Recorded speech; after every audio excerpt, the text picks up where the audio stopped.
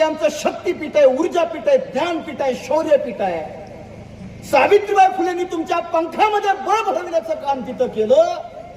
पण आम्हाला भिडेवाडा माहित नसतो, समोरचा असणारा दगडूशेठ हलवाईच्या गणपतीचं मंदिर आम्हाला माहिती असतं. पण अगदी 5 मीटर वरती समोरच्या बाजूला असणारा भिडेवाडा माहित नसतो. म्हणजे आमच्या सावित्रीच्याच लेकींनी सावित्रीकडती फिरवलेली पाठ आम्हाला बघायला मिळते. या निमित्तानं ही गोष्ट लक्षात ठेवली. म्हणून आम्ही कुठं गेलो पाहिजे हेच अजून आम्हाला कळना. महात्मा ज्योतिराव फुले आणि सावित्रीबाई फुलेंचा हा लढा आहे. तिथल्या समाजानं शिक्षण घेऊन त्या नावाखाली त्यांचं शोषण कसं होतं, त्यांना कसं फसवलं जातं, व्रत उपवास अंधश्रद्धा कर्मकांड जप याचं त्यांनी चिंतन करावं आणि त्यातून बाहेर पडावं. पण आमचं उलट झालं काका. आम्ही शिक्षण घेतलं, पीएचडी घेतल्या, डॉक्टरेट घेतले, परत मोठी पुरण वाचायला बसलो. काय झालं मग ज्योतिराव फुले आणि सावित्रीबाई फुलेंच्या लढ्याचं?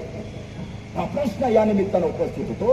1 जानेवारी 1848 रोजी पुण्यातल्या भिडेवाडा या ठिकाणी ज्योतिराव फुलेंनी पहिली पोरींची शाळा सुरू करण्याचं काम केलं. बघा काय प्रसंग आहे. साऊ अशी घरात आहे, ज्योतिराव समोर आहे. ज्योतिराव म्हणतात, साऊ तू घरातली सगळी कामं आटपून घे, मी तोपर्यंत पुढं भिडेवाड्याच्या जवळ जातो, आजबाजूच्या पोरींना जमा करतो. तो सगळी घरातली कामं आटपून घे आणि मग तू पाठीमागून ये. साऊचा होकार आला आणि ज्योतिराव फुलेंनी उंबरटा ओलडून भिडेवाड्याच्या दिशेने ते झपझप झपझप निघून गेले. भिडेवाडा ते फुलेवाडा सुद्धा अंतर जवळ आहे, पण बघितलं तर कळण. बघा ज्योतिराव फुले भिडेवाड्याच्या दिशेने निघून गेले आणि निघून गेल्यानंतर साऊने घरातली सगळी कामं आटपवली. आज प्रचंड आनंद आहे तिच्या मनात, कारण आज मला पोरींना शिकवायला जायचं हा आनंद तिच्या मनात भरत नावत नव्हता. आटपवली आणि उंबरटा ओलांडला. कशासाठी? पोरींना शिकवण्यासाठी, जाण्यासाठी आपल्या घराचा उंबरटा ओलांडला. जबाबदारीनं बोलतो, हे वाक्य वाटलंच तर लिहून ठेवा. सावित्रीबाई फुलेंनी आपल्या घराचा जो उंबरटा ओलांडला ना, ते उंबरटा ओलांडणं म्हणजे स्त्री स्वातंत्र्यासाठी टाकलेलं तिचं पहिलं पाऊल होतं. मित्रांनो, ही गोष्ट लक्षात ठेवली पाहिजे. आणि म्हणून या देशातल्या प्रत्येक स्त्रीच्या मनामध्ये क्रांतीची बीज निर्माण करण्यासाठी टाकलेलं तिचं ते पाऊल होतं. आणि सावित्रीबाई फुले भिडेवाड्याच्या दिशेनं चालत निघाल्या.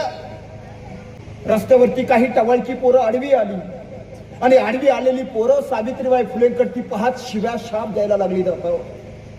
सटवी कुठली, धर्म बुडवायला निघाली आहे.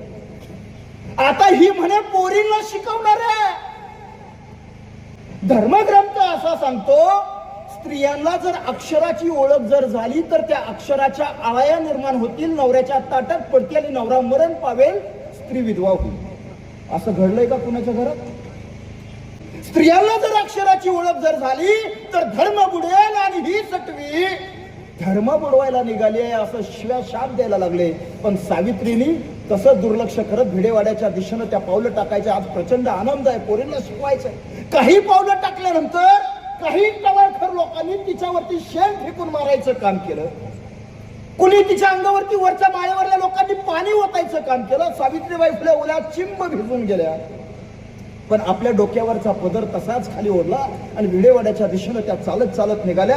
त्याच वेळेस एका टवाळक्या पोरानं सावित्रीबाई फुलेंकडती भर करणं एक दगड फेकून मारला. तो दगड सत्करणं साऊच्या कानावरती लागला. कानातनं रक्त भरभर व्हायला लागलं. तसं त्या माऊलीने आपल्या डोक्यावरचा पदर खाली ओढला. समोर भिडेवाड्यात जवळ आलेला आहे ज्योतिराव आहे. ज्योतिरावांच्या बाजूला काही मुली उभा आहेत आणि ज्योतिराव आणि बाजूला असणाऱ्या ज्या काही 5-6 मुली होत्या त्या मुलींकडती पाहितलं. नंतर पाठीमागा घडलेला सगळा प्रसंग सावित्रीबाई फुले विसरून गेले. सगळ्या पोरींना आतमध्ये वाड्यात बसवलं. सगळ्या पोरींच्या हातामध्ये पाठी दिली, पेन्सिली दिल्या आणि त्या काळ्या पाठीवरती त्या पोरी आता अक्षर गिरवायला लागल्या. हातात पेन्सिल धरून अक्षर गिरवायला लागल्या. आणि आता मात्र दादा हो, सावित्रीबाई फुलेंच्या डोळ्यातनं पाणी ओघळायला लागलं. तसंच एका पोरीचं सहज लक्ष सावित्रीबाई फुलेंकडे गेला आणि ती पोरगी म्हणते, माई अहो तुम्ही रडत आहात, तुमच्या डोळ्यात नसतं. सावित्रीनं असं नाही ग बाळा म्हणून सारवं केलं. तसं दुसऱ्या पोरीचं सहज लक्ष सावित्रीबाई फुलेंच्या कानाकडे गेलं. कानातून येणारं रक्त तिनं पाहितलं. ती पोरगी म्हणाली, माई अहो तुमच्या कानातून रक्त येत आहे म्हणून तर तुम्ही रडत नाहीत ना. त्यावेळेस सावित्रीच्या लेकीनं सावित्रीबाई फुलेनं दिलेलं उत्तर काय सुंदर होतं. सावित्रीबाई फुले म्हणाल्या, नाही ग बाळा, माझ्या कानातून रक्त येतंय म्हणून मी रडत नाही, तर आज खऱ्या अर्थानं तुमच्या हाताला अक्षर फुटलीत, अक्षर. तुम्ही स्त्री जातीचा उद्धार केला, उद्धार. ही आनंदाची अश्रू माझ्या डोळ्यातनं ओघळतायत, असं सावित्रीबाई फुले तिथं उत्तर देताना दिसून येतात. बघा, कधीतरी विचार करून बघा. आजपर्यंत काका, आजपर्यंत या देशामध्ये ज्या ज्या लोकांनी देवाचे पाय धरले ती माणसं देवदासी झाली. ज्या ज्या लोकांनी खंडोबाचे पाय धरले ती माणसं वाघ्या मुरळी झाले. ज्यांनी पांडुरंगाचे पाय धरले ती वारकरी झाले. पण ज्यांनी माझ्या सावित्रीबाई फुलेंच्या चरणाला स्पर्श केला, वंदन केल्या, त्या माझ्या सावित्रीच्या लेखी ग्रामपंचायत पदाच्या सरपंच पासून ते राष्ट्रपती पदापर्यंत जाऊन पोहोचलेल्या आहेत. ही परिवर्तनाची ताकद देण्याचं काम जर कोणी केलं असेल, म्हणून आज तुमच्या बीडच्या सुद्धा नगराध्यक्ष महिला झाल्या. हे सगळं कौतुक कुणामुळे आहे? कुणी दिले आम्हाला जगण्याची वाटा? कुणी दिलं आम्हाला बाईपण आणि त्या बाईपणाला जगण्याची किंमत? हे फक्त आणि फक्त सावित्रीबाई फुलेंमुळे झालेलं आहे. ही गोष्ट आम्ही कदापिच विसरून चालणार नाही. ही गोष्ट घेणार.